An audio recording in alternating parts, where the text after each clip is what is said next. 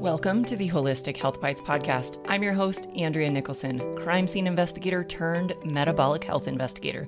This podcast provides bite-sized episodes to help you have a pristine health scene so you can live a vibrant, adventure-filled life. Let's dive in. Welcome back to the Holistic Health Bites podcast. Today, I am joined with a special guest, Jenny Robbins, who is one of my new dear friends who is going to share with us today some details about trauma and grief and just kind of how we're going to deal with all these. So welcome, Jenny. Thank you so much for joining us. Well, thank you for having me, Andrea. I'm really glad to be here. Yeah. So I would love for you to just kind of introduce yourself to the audience, tell everybody a little bit about, what your background is, whatever you want people to know about you. I'm a licensed professional counselor. My specializations that I like to focus in and that I feel the most passionate about are grief and trauma, as you mentioned. I practice at a few different places. One place where I am today is my group practice called South Platte Counseling, where I am a member with about 6 other counselors here. And I also do some work at a resiliency center in Highlands Ranch, and we serve the population impacted by the STEM school Highlands Ranch shooting in 2019. And I also do some work for an EAP or an employee assistance program. And I do some critical incident support, some groups, a little bit of individual counseling there. So those are kind of the things I have going on. Just a few things. I mean, Yeah. it's only a few. I mean, that's a lot. You do a lot of different things with a lot of organizations. So that's amazing. Got to keep it interesting. That is amazing.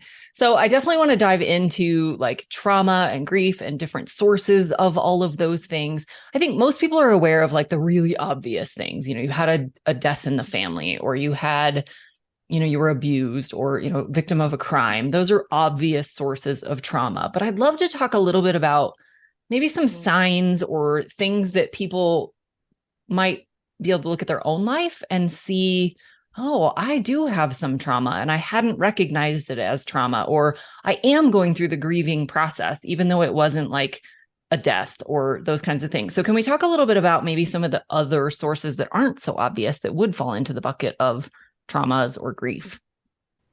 Absolutely. I think that's such a great question because, the response that we have after something that we think of as a big trauma, like some obvious things might be surviving a mass shooting or being in a terrible car accident, or war, being in a war. Yes, those things are traumatic, but the response is the same.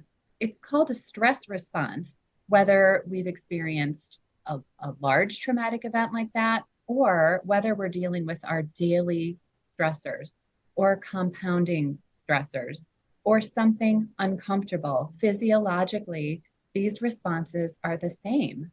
And so a lot of the knowledge that we have on treating trauma, we can definitely benefit, even if we haven't, for example, been in a war. So some of those lesser realized sources of stress reaction might be something from your childhood. Maybe even if it's not like terrible, what we think of as terrible child abuse. For example, I know one person and his dad was so loving and so revered in the community that when his dad yelled at him just a few times in his childhood, that impacts him to this day. It's something that he's working with, trying to, but what he's discovered in his trauma healing work or his stress response healing work is that people that are in authority, in positions of authority, are really activating for him. Much the same way as, let's say, if we were in a car accident and a certain kind of car is very activating for us. Our brains don't really care if it's something small or something large. Our brains just want to keep us safe. So maybe it's something from childhood that isn't even like a lot of child abuse. Another interesting thing that our brains do is our brain doesn't necessarily care if something's happening to us or someone else. So we could be feeling the effects of trauma or stress, same response, vicariously. And what do we do often? We look at the media, we listen to the media. There are terrible things happening all around us.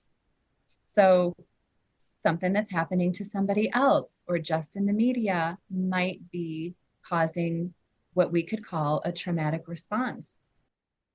That's so fascinating. And that would also be true with like movies or TV shows or things that you choose to pay attention to, right? If you're watching murder mysteries and, people being abused and tortured and all these things, you could be having that same visceral traumatic response to even a TV show that logically is fake. 100%. I remember hearing this question. We know that feeding our body nutritious material is good for us. What are we feeding our brain? What are we feeding our mind? Is it a constant diet of these things that keep our nervous system on high alert? And maybe for some, we just kind of have to know our threshold. For some, I know some people that really need that intensity and crave that intensity, and it's not disturbing. For others, probably myself included, I have to be careful about what I'm consuming and feeding my mind and feeding my nervous system. So 100% movies, anything that we see, even written word, we have those tiny trauma reactions of our heart beating faster, our palms getting a little bit sweatier, a feeling of dread. And our brain really doesn't care if it's happening on the page, in the news, or if it's happening to you in the present moment.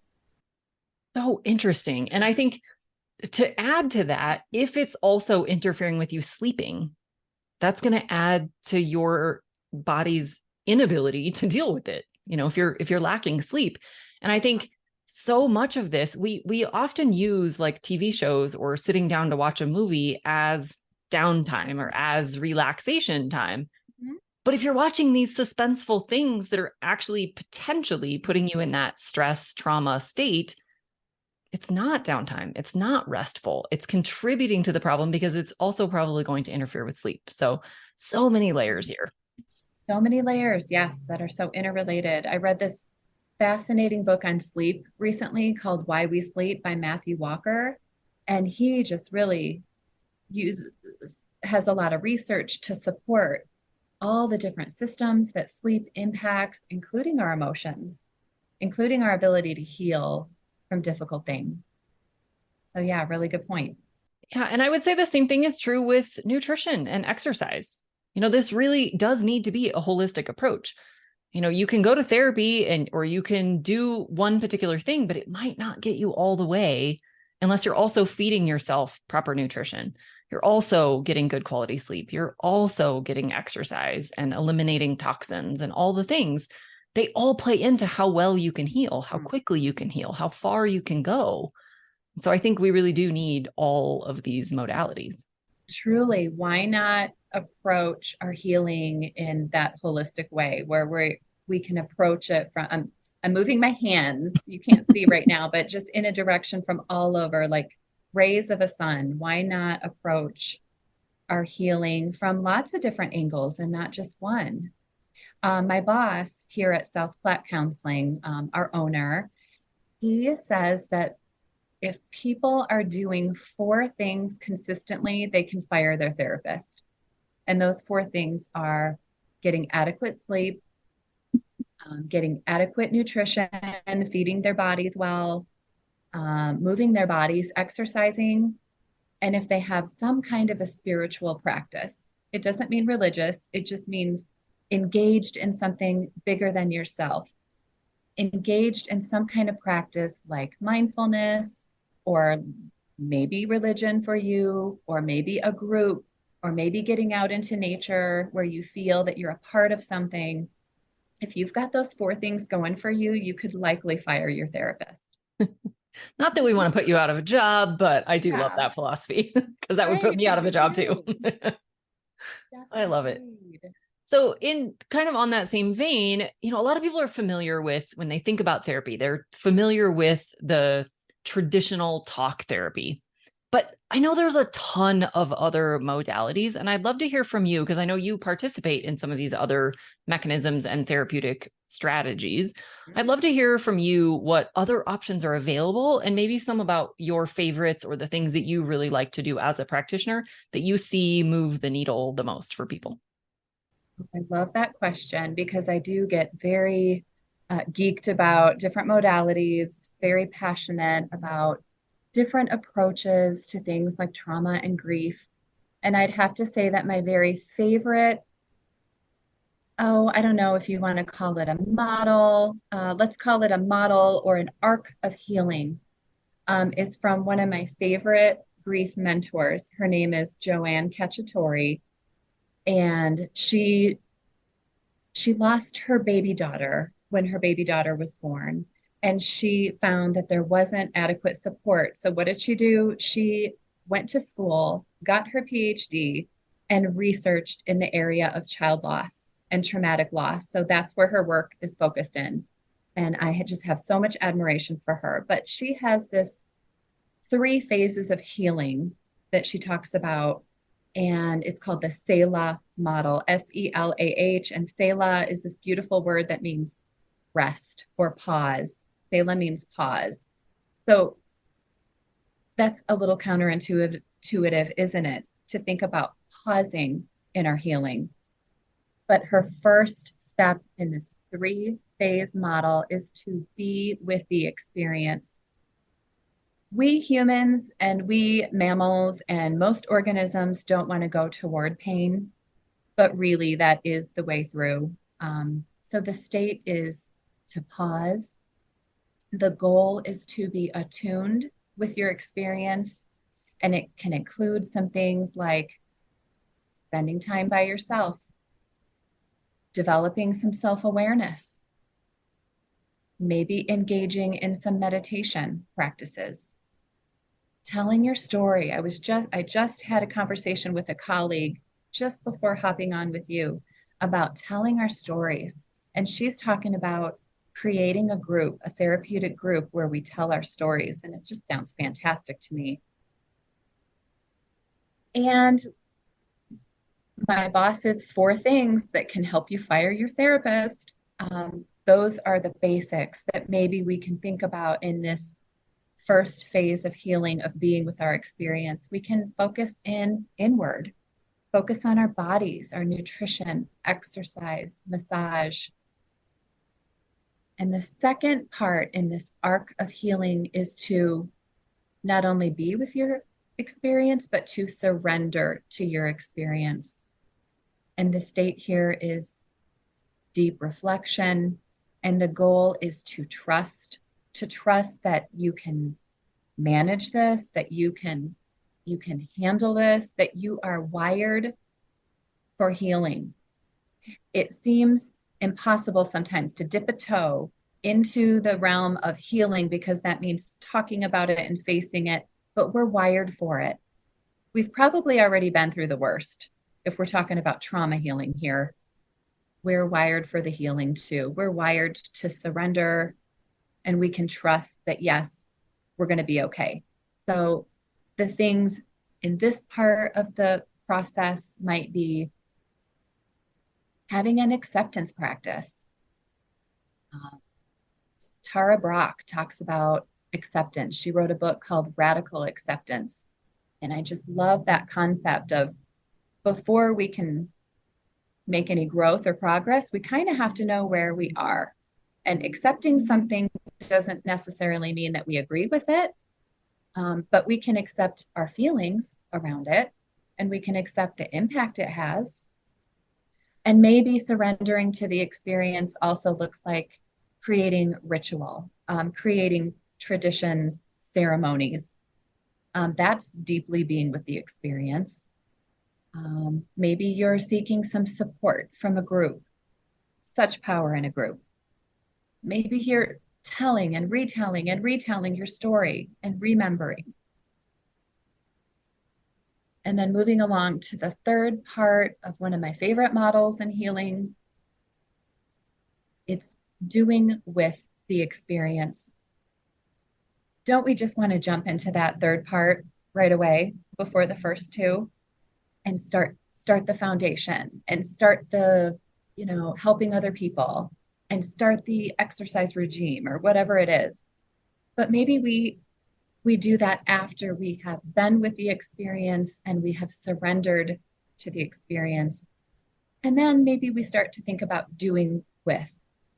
And the state here is creating some meaning and maybe starting some responsible action.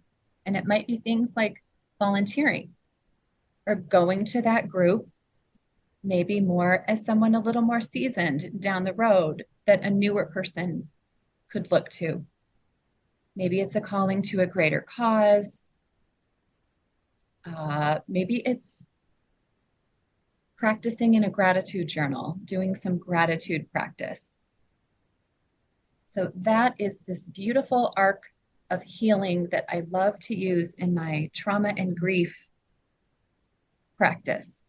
I love that. It's such a comprehensive way to look at it and incorporating so many different ways to just deal with it, from, being in nature, surrounding yourself with other people who are going through it, turning around and helping them through it once you've kind of gained some perspective and it's not so raw for you. I love all that. I think that's a tremendous way to approach something that's so, traumatic or so troublesome in your life, to be able to include all of those different mechanisms. What about some other, I know you also do EMDR and some of those kinds of things. Are there other modalities that maybe don't require so much either talking or journaling or those kinds of things? Definitely. So EMDR, I have fallen in love with this modality. I'm really glad that I had other training in trauma and grief and other years of experience talking with people before learning this modality, because it is quite structured and it does have a different feel to it. But I'm telling you, I've seen some incredible things. And it's not a panacea. It doesn't fix everything, but it can be a really, really effective tool. And so it's becoming very popular. People are asking for it by name. So for people that don't know about it, it's a trauma-focused treatment. And the thought is that engaging the body in some bilateral stimulation. So that could be watching something go back and forth with your eyes. That could be tapping on your legs with each hand. It could be holding some paddles that have a slight buzz to them. And so you feel these paddles in your hand buzzing left to right.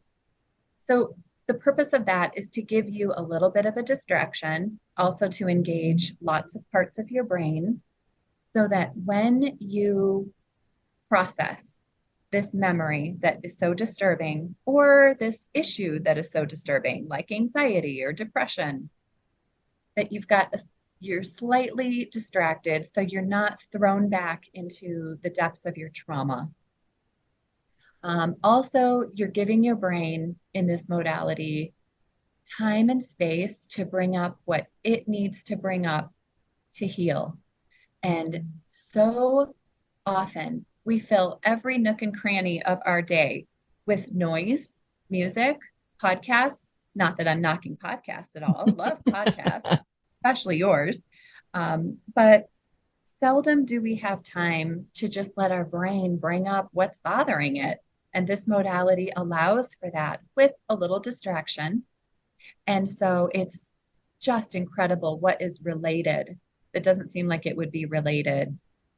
So it's a really cool treatment. And I think if you're curious about it, or if you have something that you want to experience some deep healing around, that it might be one to ask for. Yeah, this is one that actually worked really well for me. And it wasn't for trauma, oddly enough. It was actually to get to the next level in my life. I used Hmm. it for more of a positive, like getting past Yeah. the stuck point and like opening up new doors and new avenues of creativity. And I think it was just one of my most favorite modalities. I obviously did through the journey also talk about past things, and we Hmm. did deal with that as well. And that Yeah. worked so much better for me than talk therapy, because for me, every time I would try to explain it verbally, Hmm. it always sounded stupid when I said it out loud. In my head, I'd be like, oh, I got it. I'm going to be able to explain this. And I would say it out loud and I'd be like, no, that sounds really dumb. That doesn't sound nearly as powerful as my Oh, brain is making it, which is probably true. But I found it more frustrating because I couldn't articulate it the way I wanted to. yeah. But with EMDR, I didn't have to. Beautifully said. Yeah. Some things transcend our words. Some experiences and feelings just transcend how we can describe them. And yeah, EMDR is wonderful for that. And that kind of brings me to my next, another favorite modality that does go beyond words, and that's any expressive art therapy. You know, I kind of touched on it with that Selah model of healing. There's lots of ways to express in that model. Um, I think some easy examples might be just thumbing through some old magazines and looking for images that speak to you, maybe on an emotional level. Maybe you don't even look for words because, again, we want to engage another part of our brain, more of our feeling, visceral part of our brain. So I've had clients do that. What I like to do to save time is to have the images cut out already so they can just thumb through the images. It's so relaxing. And it's a different way to connect. You know, I maybe never would have found out about this memory that this person has if they didn't come across like this crazy picture from a magazine that they're showing me. So that can be fun. And then to create maybe a grief board where you have images that describe a loss or images that describe something or someone that you're missing. So that's one that's really accessible. And then another one could be poetry. Poetry just kind of gets to the heart of a feeling.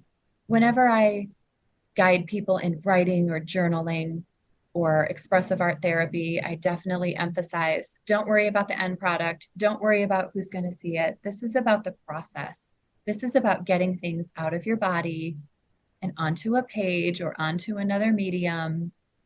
And if we get caught in the judgment and the comparison, we don't get the same kind of a benefit. You mentioned movies. So cinema therapy is a thing. Maybe watching a movie that has some loss in it and you can see what someone else is going through something that you are. Maybe that feels well really hard, also really comforting. Or maybe you watch something that's really funny because you want a little balance in your life and you want a little humor in your life. One of the things that my grief therapist assigned to me was to watch some comedy, have some laughter in my life. And I was like, you are crazy. It's the last thing I feel like doing. But now it is one of the touchstones of my healing. And one of the things that my husband and I do regularly is, oh, time for a comedy show, time to go see some stand up, time to watch a silly Seth Rogen movie. So yeah, Love a it. little cinema therapy. I love that. I think there's so much to be said for intentionally adding joy in your life, whether that be intentionally laughing, whether that be doing something that brings you joy, whether that's crafts or building something or nature or pets or grandkids or whatever that is. Just intentionally doing things that bring you joy every single day. I mean, that's not going to deal with the trauma per se, but it does help you reframe your life, realize that not everything is traumatic, that you have positive things in your life, and it can at least kind of inspire that hope to keep going and to do more of those things while you're also dealing with the trauma or the grief or the stress or Oh, whatever's going on. truly. Yeah, we don't have to choose one over the other. That would be engaging in some black and white thinking. But both and is such a healing statement and such a helpful statement, I think, that I can attend to that which I need to give some attention, and I can incorporate joy. I can see other things. I have a little more space for other things in my life also. Yeah, I definitely don't think we need to just wallow in the trauma and the grief. We certainly need to walk through it. We need to deal with it. We need to face it. Like you said, that's how you get through it. So you have to face it and just go through it. But I don't think we have to live in that state 24/7. We absolutely need some of the joy and laughter and happiness and hugs and kisses and all of the things that bring us happy hormones and help to balance our brains. And I think sometimes we have to intentionally make that happen. We have to really like set aside time and okay, now I'm going to focus on happy. And sometimes it's hard because you're stuck in that, crying or anger or wherever that cycle is for you. Sometimes we have to intentionally say, I'm turning on my favorite comedy movie, or I'm going to, start my crafts up again, even though I don't feel like it. Once you get going, you will feel like it. Yeah, I think that there's definitely space for that. Definitely. And I think sometimes some losses are so profound and we are in such um, a place where it touches everything we see, everything that our eyes scan. Um, Here's an illustration.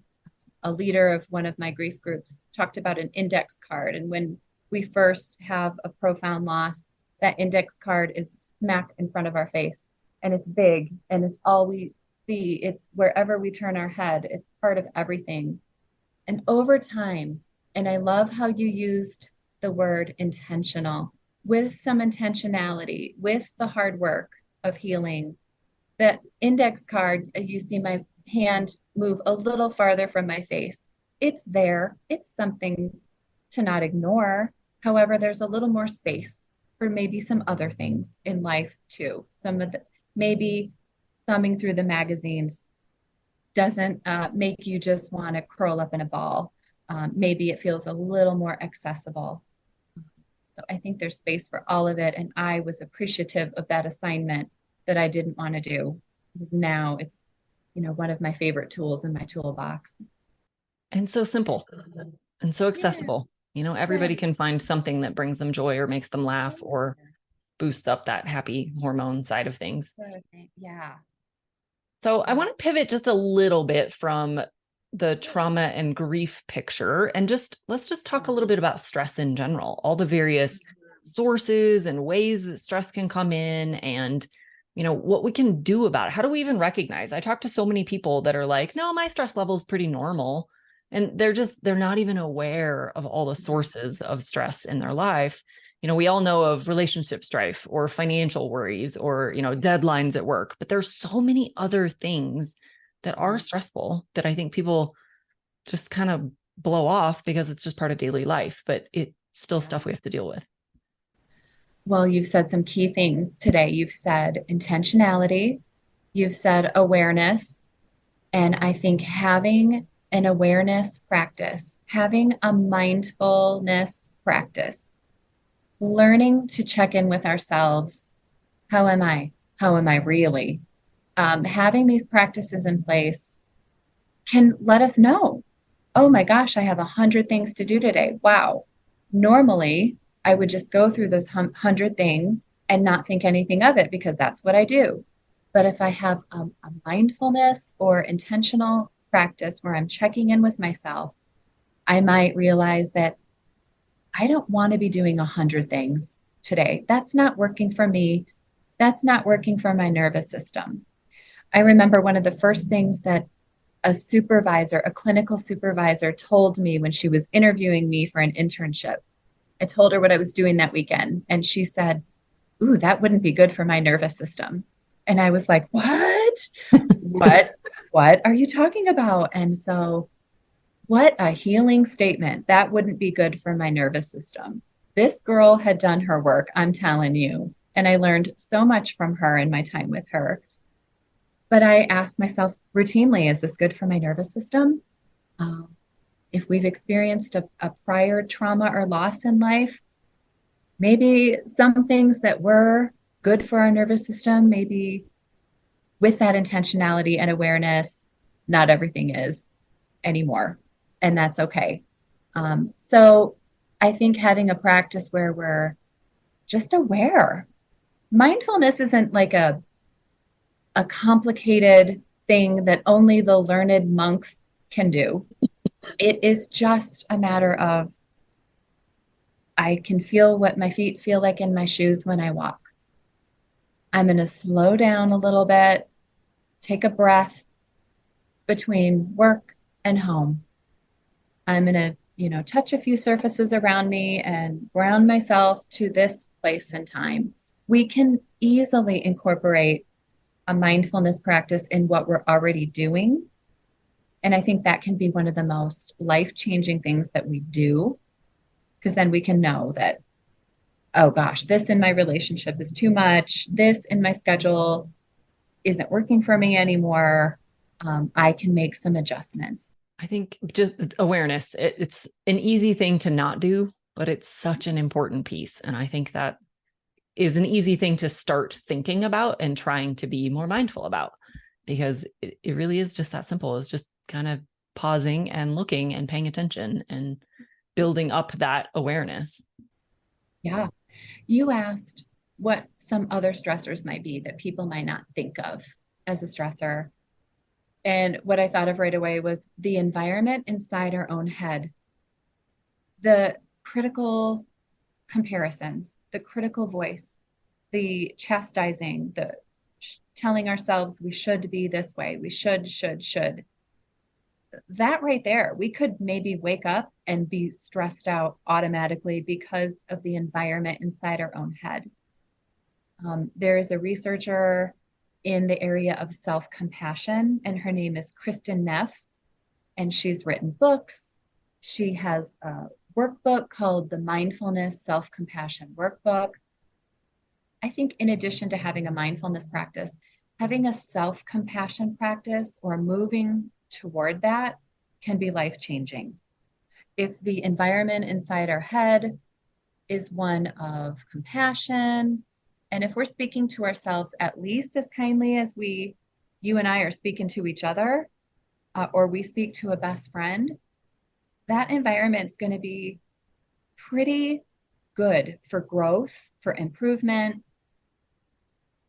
But somehow we've either been conditioned by society or our families that, oh, if we're not hard on ourselves, if we're not critical, if we're not comparing, if we're not always striving to be the best, then we're not doing well.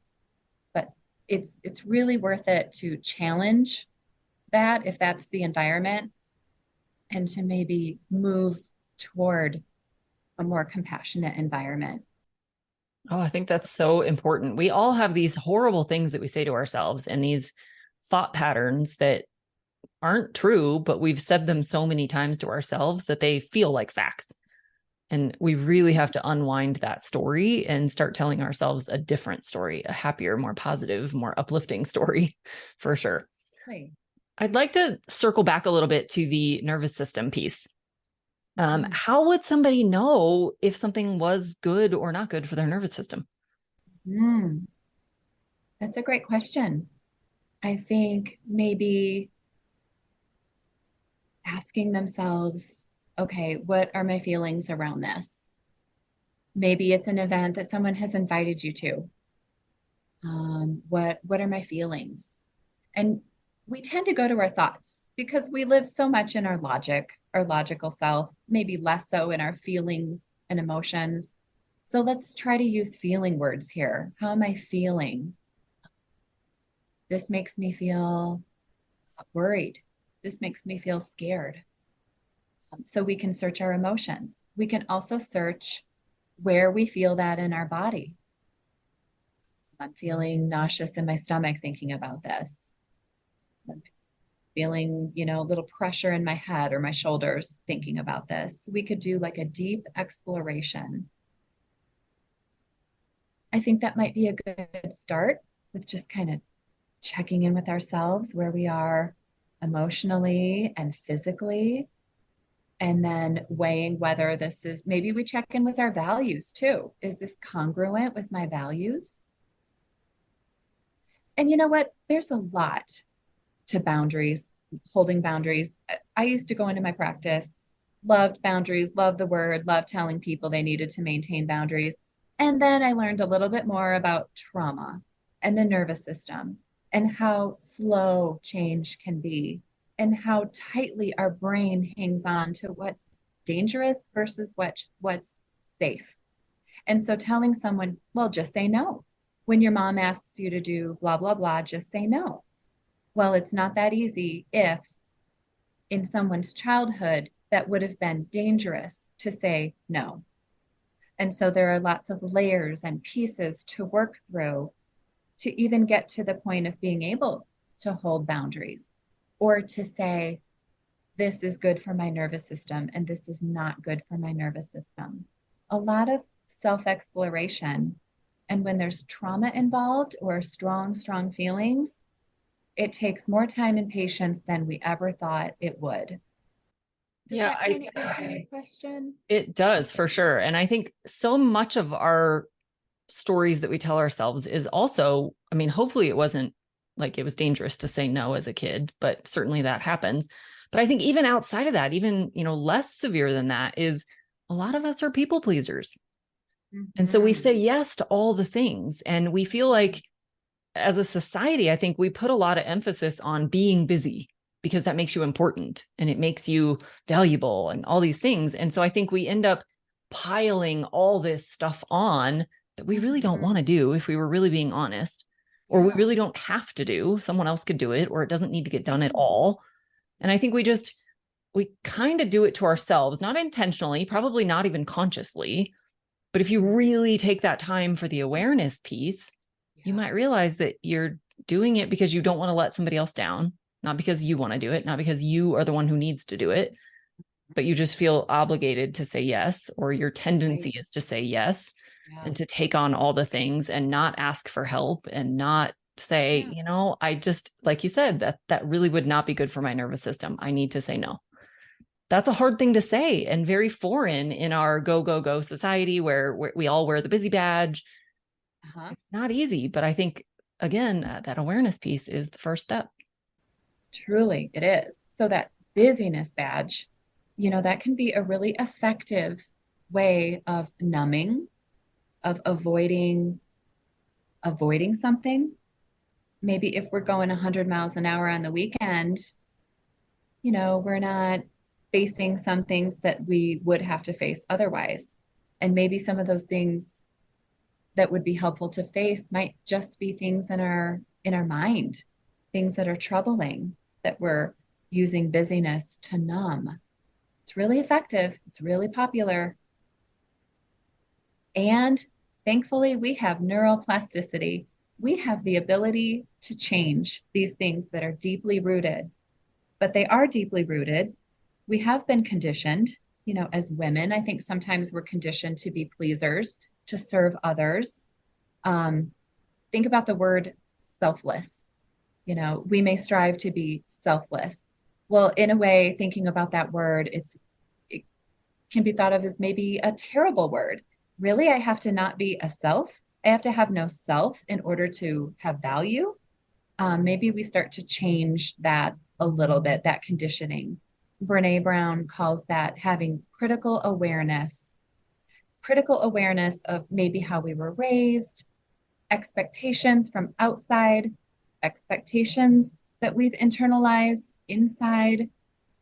Doesn't mean we have to go and change everything today. It means having that awareness can help us maybe take some small steps in the direction we want to go, in the direction of actually, that's not good for my nervous system. And so I'm going to peel away the layers of the critical awareness and the expectations. I'm going to sit with the discomfort of disappointing someone, and I'm going to trust that they have their resources to take care of their disappointment. And then I have my resources to sit with my guilt, and I'm going to do this thing that's better for me and more congruent. Oh, so powerful. That sitting in discomfort. That is the thing I think most of us are avoiding. If we can just avoid the discomfort in everything. I mean, that's why sticking to a nutrition plan is hard, because then you have to sit in the uncomfort or discomfort in a restaurant with all your friends who are eating all the other things, or going on vacations and not indulging in all the things. Like all of these things can be uncomfortable, but we have to get comfortable with the discomfort so that we can get past it. Boy, so much of trauma and grief healing work is that increasing that distress tolerance and being able to sit in the unknown, the uncertainty, that which is uncomfortable. We have the ability to do it. It's really hard. And It's really hard. you gave me a great segue to a concept that I love from a trauma healing book that I really like. And the concept is clean versus dirty pain. So a lot of our lives are painful. Um, we experience change and loss. Not all of it, but a lot of our lives can include pain. Um, Even just a nutrition plan, there's some pain that goes along with that. Or agreeing to do a podcast, Andrea, there's a little bit of pain that goes with that. Oh, Yes. just a little bit. Mostly pleasure. So, do we want to choose the route of dirty pain or clean pain? Dirty pain might be the badge of busyness, the numbing, the avoiding. That's painful. There's some painful ramifications for that. You miss some opportunities. You aren't experiencing full, deep healing. And then there's the clean pain, and the clean pain of moving toward really not digesting, but metabolizing trauma and grief, really letting it move through rather than trying to get over it as quickly as possible. That's clean pain. And I think knowing this concept, most of us would choose clean pain. Like, no, if I'm going to feel pain, I want my pain to be that of healing rather than like avoiding and then all the problems that come from avoiding. Yeah, because you're still going to have to go through it. You're just delaying it by Mhm. avoiding it, by, all those things. So yeah, as much as we can just lean into it and get Mhm. through it, it's not necessarily, like you said, it's not the fast path, but it is faster because you're not delaying. You're still It's going to more have to go through efficient. it. Yeah, Yeah. for sure. I love that. I've not heard that clean versus dirty, but I think that's a Yeah. great way to explain it. Yeah. It's going to be painful. The Yeah. work is painful. Yep. I like it too. All right. Anything else you think would be really beneficial for people, or maybe blind spots that they have, or just things that you've seen in your practice that you think would be really helpful for people? Maybe just watching the automatic thoughts, those things that we're not even conscious of, that sometimes they're called cognitive distortions or irrational beliefs. If you're interested in those, Google them. You'll see lots of lists.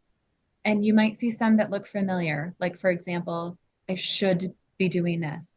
All those should statements, or having that all or nothing thinking. Well, I'm not going to do this because I once had a bad experience with that. So I'm never doing that again. Watch the nevers, look for exceptions, so just watch the environment in your head.